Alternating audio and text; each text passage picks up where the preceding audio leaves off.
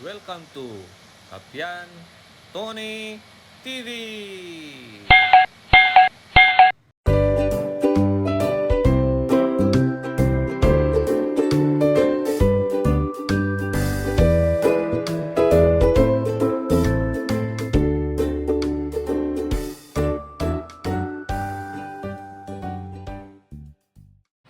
Magandang araw po sa ating lahat.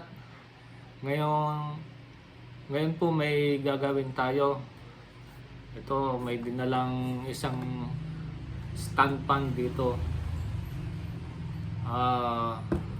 Titingnan natin kung anong naging diferensya nito. So, una, check muna natin kung may continuity itong cord niya o kaya yung motor niya. So, kailangan natin i-test muna. Ayan mga kaibigan, meron tayong tester dito. Ayan. So, check natin. Ayan. Tapos ayan. So, mag-switch tayo kahit number 1 lang. Oh, mayroon siyang continuity mga kaibigan. Ibig sabihin, okay yung motor niya. Malamang nasa capacitor o kaya bushing ang problema nito. Kaya bubuksan natin.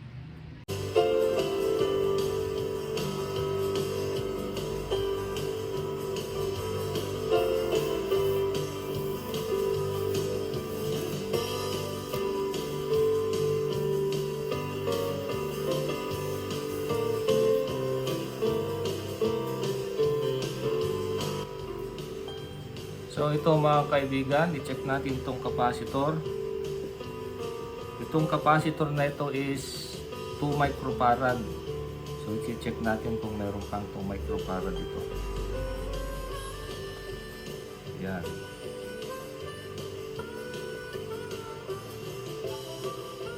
Naku, medyo mababa na, 1.4 na lang. 1.48 microfarad. Medyo mababa na. Pero okay pa naman to.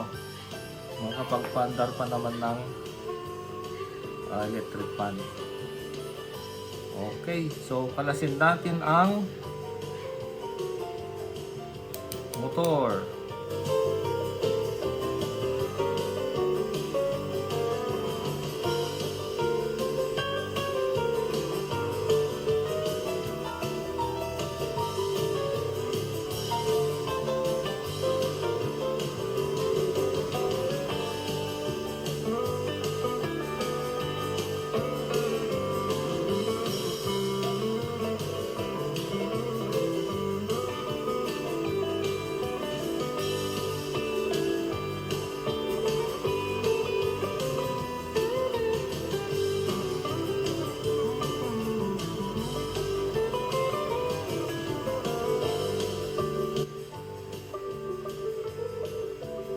Ito mga kaibigan, no? Ang malusaw. Kaya ganito. Sana wala pang naputol na wire dito. Okay pa. Alin natin ulit itong stator. Nakalas. Yan. Sana wala pang naputol. Pero ma-check naman natin mamaya.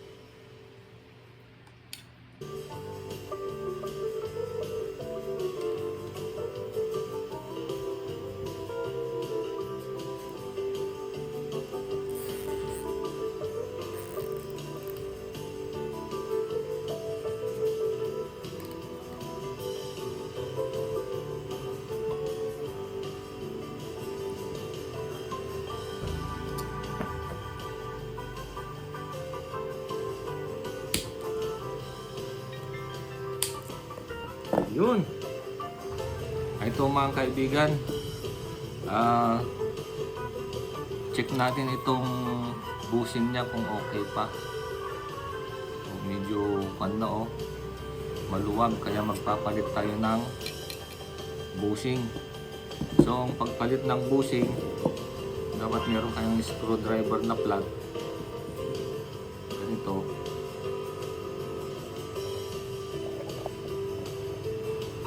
Tapos sisikwatin lang natin na ganito. Yan, sisikwatin ng paganyan.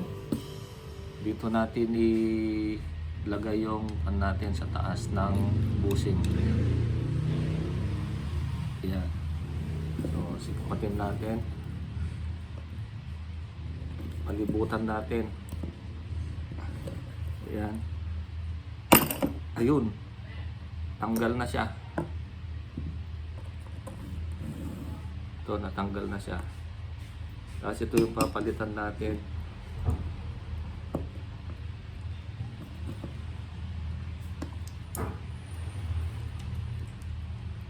Mayroon pang isa. So, dalawa yung kanya pala. Isang ganito at saka yung flower spring. Meron pa. Kung titingnan mo mga kaibigan, kahit may flower spring na, kahit hindi mo ilagay ito, okay na eh. Kasi okay na ito. Maigpit na yung kwan dito. So, ang pagtanggal naman ng flower spring, dapat may maliit kayong screwdriver. Ito, maliit na screwdriver. Sikwat nyo rin dito sa pagitan ng kon na ito dito. Yan, mga ganyan. Okay, so sikwatin natin.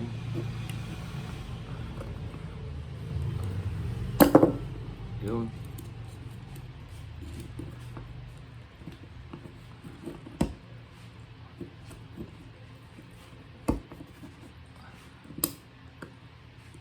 Ayun.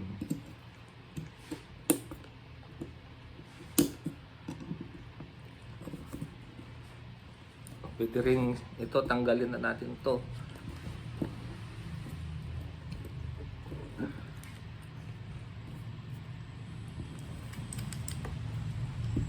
Ayan, umangat na. So, tanggal na mga kaibigan ito. Kung paglagay natin dito mamaya, i-kuan natin to. Iangat natin muna itong mga flower niya ito. Iangat natin mga yan. So, kuha tayo ng pampalit. So, ito yung tinanggal natin mga kaibigan. Ito yung ilalagay natin. Ayan. So gagaya ng sinabi ko kanina, iangat muna natin ito, mga flower niya.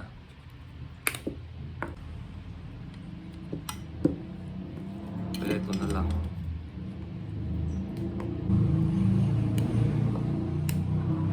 Ayan. Tapos pa-side natin ilagay. Yan, pa-side. Tingnan natin.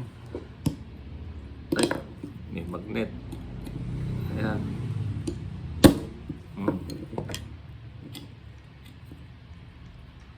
Ayan, nasa loob na mga kaibigan. So, ito mga kaibigan, kung saan yung i-press nyong flower, doon nakatalandiking yung bushing para magkaroon siya ng space. Pababa. So kagaya niyan, ito yung i-press kong flower. Nandun siya, nakatapat siyang ganyan. Lahat. So baba natin. Yan. Tapos press natin. Ayan. Oh. Paikot yan. Paikot.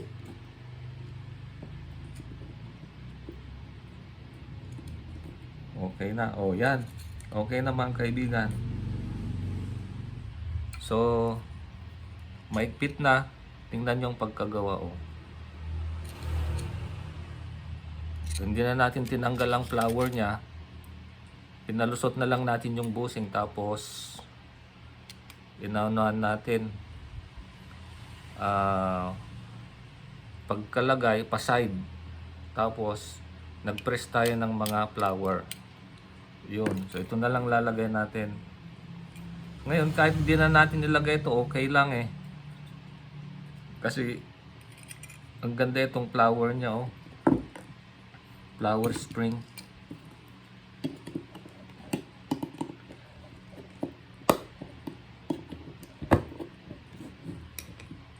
Oh, lagay pa rin natin. Ang paglalagay nito, press lang. Magpre-press lang tayo ulit.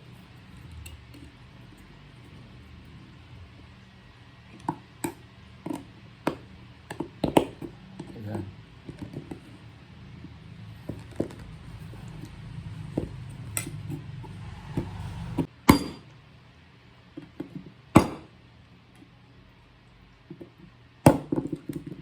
Ayun mga kaibigan, okay na.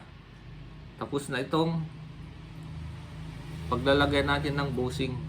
Check natin ngayon.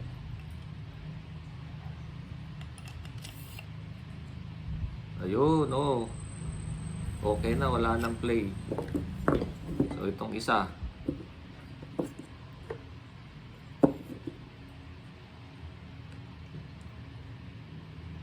So kagaya ng nasabi ko, sikwatin. Tanggalin muna natin itong ano. Ayan, spacer.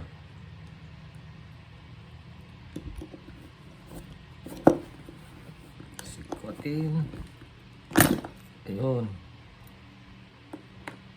Tapos, kung may maliit kayong screwdriver, iangat. Ayun. So, pwede na. Pwede nang kunin ito.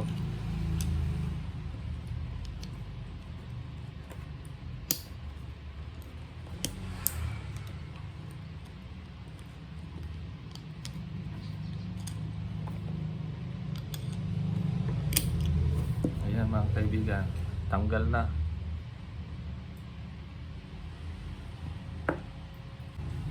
Paglagay nito, ito yung lalagay, ito yung tinanggal natin, ito yung lalagay natin. Ang paglagay nito is pa-side. Yan. Yun. Nailagay na mga kaibigan. Yan. So ang gagawin natin, pataob natin na ganyan kung saan yung i-press natin. Yan.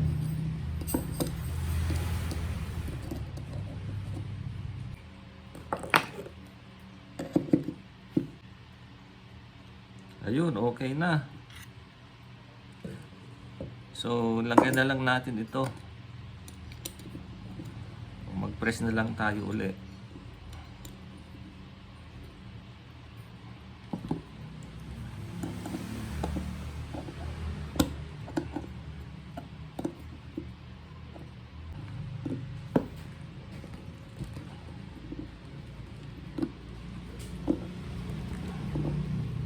Ayun.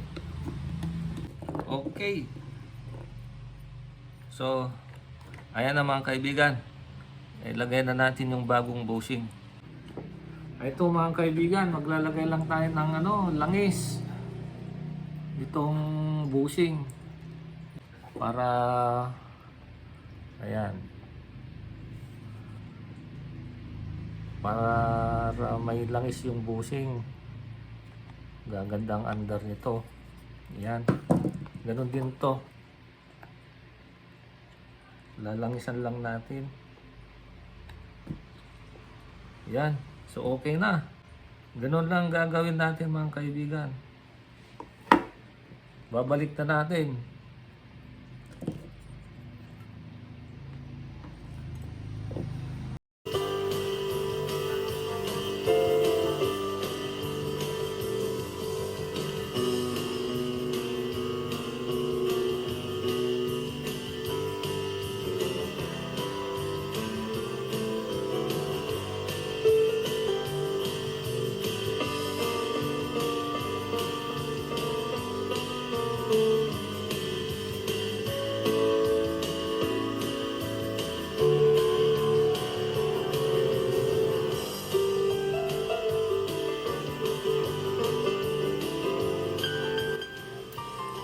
So, ito na yung ilalagay nating capacitor mga kaibigan.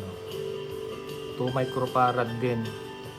Ito, 2 microfarad din, kaya lang ang nakukuha nating reading is 1.4 na lang. So, check muna natin to kung ilang microfarad pa talaga.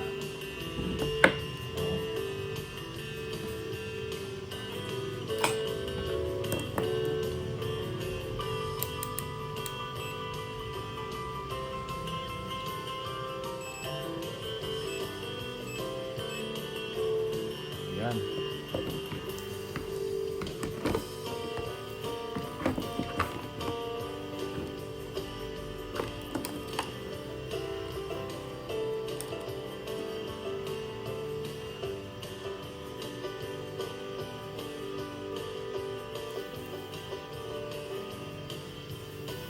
Ayun.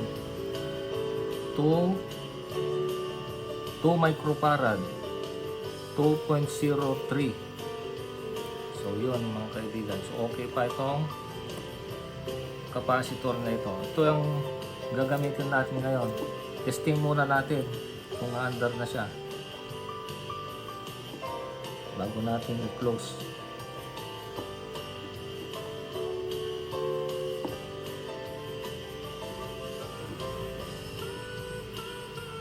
Yan.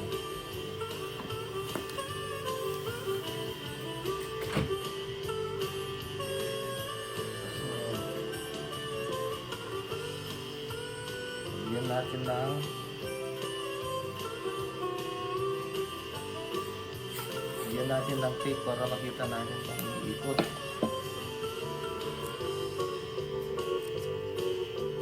Yan.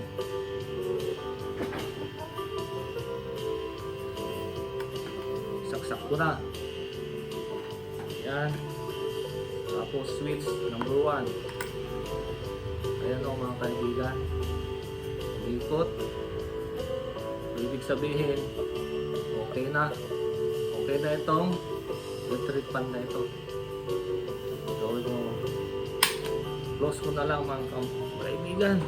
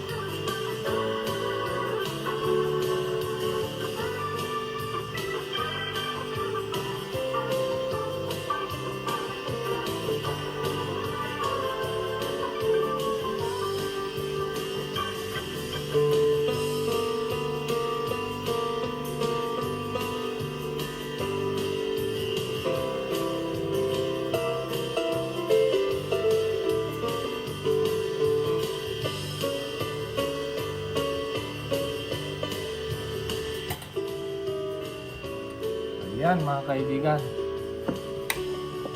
tapos na ang pag-assemble. So tapos na mga kaibigan, testingin natin. So saksak na natin. Yan, number 1.